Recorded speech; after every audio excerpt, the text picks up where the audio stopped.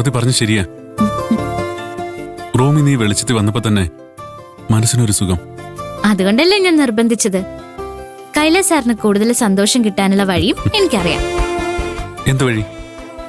Sir ഇവിടെ നിൽക്ക്, ഞാനിപ്പോ വരാം.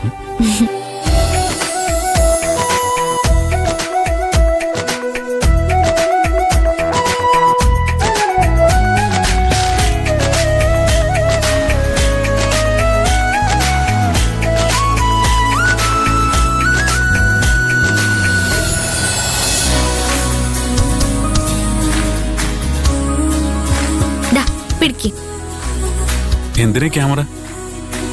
ഏറ്റവും വലിയ ഡോക്ടർ ആരാന്നറിയോ കൈലാസ് സാറിന്?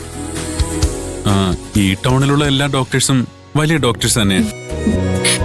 അവരെക്കാളും ഒക്കെ വലിയൊരു ഡോക്ടർ ഉണ്ട്. ആരാ? നമ്മുടെയൊക്കെ മനസ്സ്. എന്റെ അച്ഛൻ പറയുന്നത് കേട്ടതാ. ഞാനൊരു സൂക്കേടുകാരനാണെന്ന് ഒരാളുടെ മനസ്സ് പറഞ്ഞ അയാള് സൂക്കേടുകാരനായിട്ട് മാറും. എനിക്കൊരു സൂക്കേടും ഇല്ലെന്ന് ഒരു സൂക്കേടുകാരൻ വിചാരിച്ച അയാളുടെ ആ സൂക്കേട് മാറും. സൂക്കേട് വരുത്തുന്നതും സൂക്കേട് മാറ്റുന്നതും നമ്മുടെ മനസ്സാ.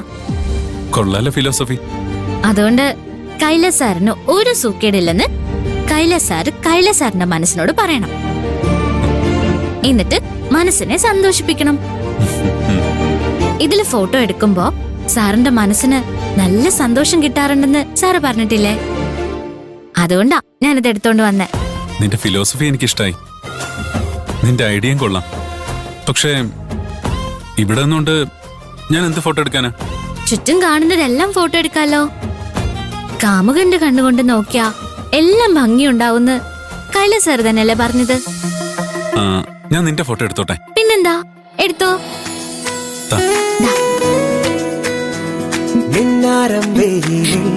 കണ്ണാടി ചിറകിൽ ഇന്നോളം കാണാ തീരം തേടുകയാ.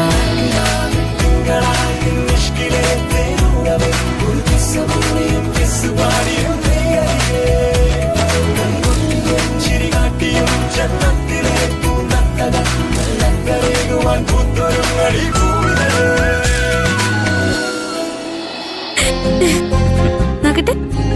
ഓക്കേ.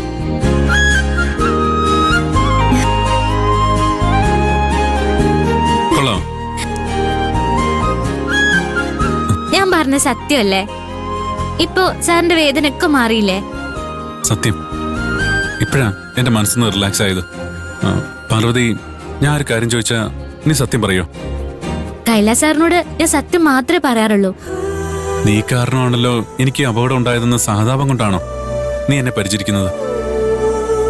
എന്റെ കൂടെ നിന്ന് എന്നെ സന്തോഷിപ്പിക്കാൻ ശ്രമിക്കുന്നത്? അയ്യോ അല്ല സാർ. സങ്കടത്തില് നാട്ടിലേക്ക് തിരിച്ചു പോകാനായിട്ട് ഞാൻ ബസ് സ്റ്റാൻഡിൽ നിൽക്കുമ്പോ കൈലാസ് സാറ് വന്ന് എന്നെ തിരിച്ചു വിളിച്ചത് എന്നോടുള്ള സ്നേഹം കൊണ്ടല്ലേ? അതേ സ്നേഹ എനിക്ക് കൈലാസ് സാറിനോട് ഉള്ളത്. ഈ തണുത്ത മൺചുരങ്ങൾ ഇതുവഴി മെല്ലെ വന്നൊരുങ്ങ തന്ന കരൾമിഴിയേ.